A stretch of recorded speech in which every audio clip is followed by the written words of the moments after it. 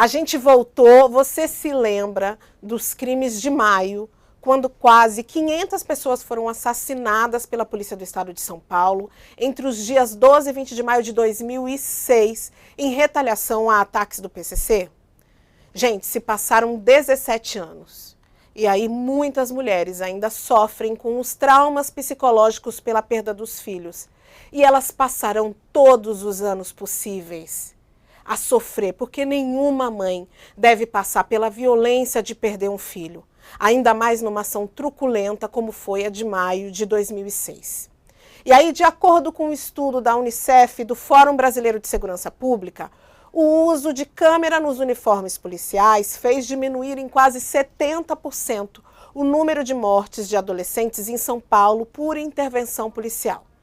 Mas ainda assim, nos últimos 2 anos, por exemplo, 15 crianças morreram vítimas de tiro no Rio de Janeiro. Eu tenho um filho negro e eu sei qual que é a aflição de muitas dessas mães quando os nossos filhos saem de casa. Saber que o nosso filho sempre será visto como um bandido. Nós estamos falando de um país onde mais de 70 jovens negros entre 15 e 25 anos são assassinados diariamente. Enquanto nós estamos fazendo esse programa, tem mais um jovem negro sendo assassinado. Tem mais um jovem periférico numa favela, mais uma mãe, mais uma família que está sofrendo pela perda de um jovem que poderia ter transformado o nosso Brasil.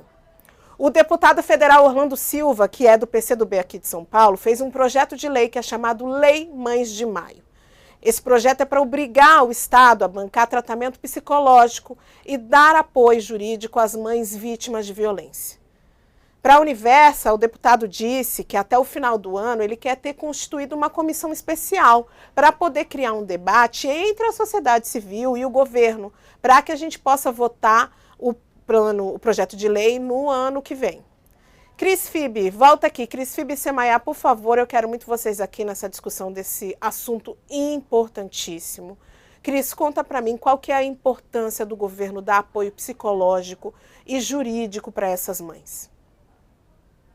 Cris, não é só importante, como é absoluta responsabilidade do Estado dar apoio, né? Apoiar essas mães.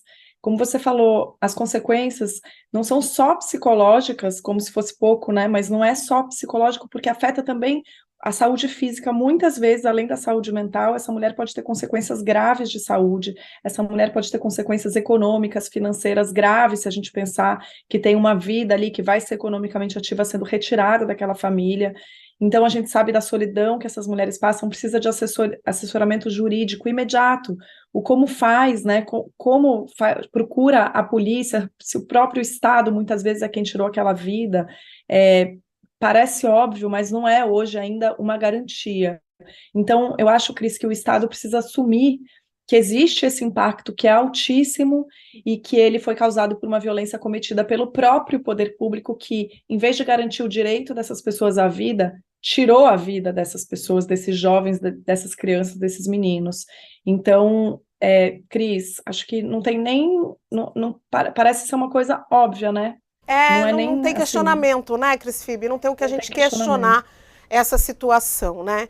A nossa produtora Rafaela Polo, ela conversou com a Débora Silva, que é uma das líderes do movimento Mães de Maio e pesquisadora do Centro de Antropologia e Arqueologia Forense da Unifesp.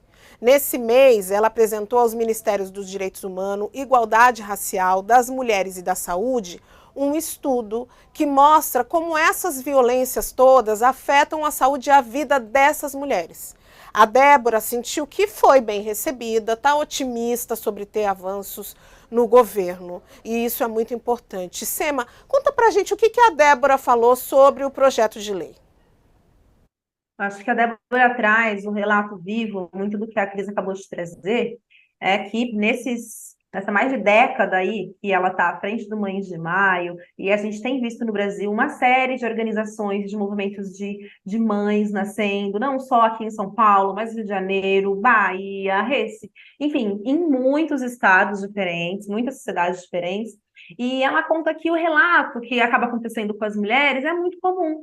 Acontece um adoecimento. Então, essas mulheres começam a passar por AVC, desenvolvem câncer, e elas acabam se ajudando, existe um processo de acolhimento mútuo, mas que a Débora lembra a gente muito bem que esse é um dever do Estado. Então, o movimento de mães, o Mães de Maio, acaba fazendo ali um processo, muitas vezes, que a gente pode chamar de terapêutico, mas que precisa ser provido pelo Estado. Né? Então, muitas, até ela falar que a gente até consegue colocar muitas de pé, outras precisam de medicamentos por conta do luto materno. E esse luto materno, eu não consigo nem imaginar a profundidade disso. E uma outra coisa que a Débora traz com profundidade, que a Cris também acaba de comentar, que é o fato dessas mães serem arrimos de família. Muitas vezes é das mães que vem o sustento, são mulheres que trabalham como diaristas, como empregadas domésticas, e elas, com o adoecimento, perdem a possibilidade de fazer isso.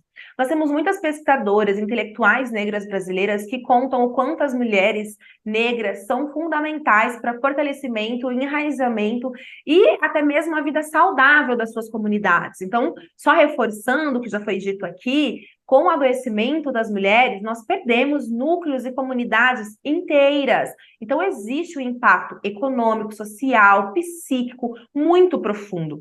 E este é um processo repetido, né? A gente perdeu, por exemplo, no final de semana, uma menina de 5 anos, a Eloá, na Ilha do Governador, na zona norte do Rio de Janeiro. Uma menina de 5 anos, né? E já são aí mais de 14, 15 crianças que nós perdemos nessa luta de suposta guerra ao tráfico, guerra às drogas, né? Então, acho que é urgente, é fundamental, é uma responsabilidade do Estado e é uma questão de gênero, Cris, porque como isso afeta repetidamente mulheres negras e mulheres pobres, nós estamos falando de uma violência de gênero, racial e de gênero. E o Estado precisa olhar para isso com plenamente, Semaia. E a gente está diante de casos de crianças que elas têm nome.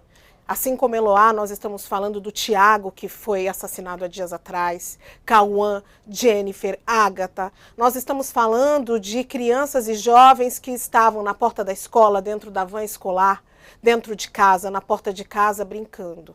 Isso é inadmissível. A gente não pode permitir ainda que a gente tenha mães chorando a perda de filhos com futuros tão possíveis no nosso país.